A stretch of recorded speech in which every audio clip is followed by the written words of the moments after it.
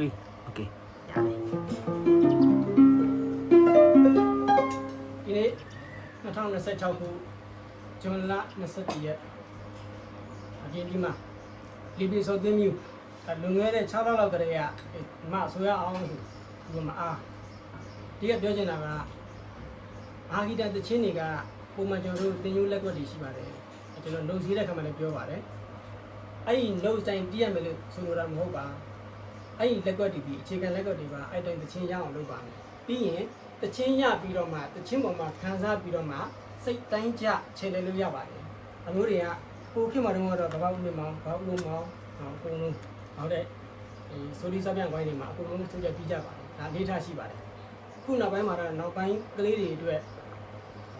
အဲ့လိုမျိုးကြီးလာမဲ့မျိုးဆက်တွေဘယ်လိုရှိပါလဲအဲ့တော့တချင်းကိုအဓိကတချင်းကိုခံစားပြီးအတန်ကိုခံစားပြီးတော့မှစိတ်ထဲရှိတဲ့အတိုင်းဖွင့်ပြတီးတဲ့ဖို့ပြောချင်ပါကျွန်တော်အကူကြီးဖြစ်တဲ့ဂျပန်ကိုစုံဝင်းမောင်တအားတီးပါတယ်အဲ့လိုအဲ့တော့ဒီလိုဆိုတင်းမျိုးကိုကျွန်တော်တို့ဆရာသင်ထားတဲ့အတိုင်းမို့ပဲနဲ့အကွက်အတိုင်းမို့ပဲနဲ့အစိုးလဲအစိုးတိုင်းမှာအတီးလဲအတီးလိုက်မှာမှားတဲ့သူခံမှာအဲ့တော့အစိုးလဲထဲမှာစီးရှိပါတယ်သူစီးသူကနဲ့သူတိုင်နဲ့သူသွားပါကျွန်တော်စီးကျွန်တော်တိုင်နဲ့ကျွန်တော်လက်နဲ့ကျွန်တော်သွားပါမယ်အဲ့တော့မှားလဲမတက်နိုင်ကဲပြီးပါပြီ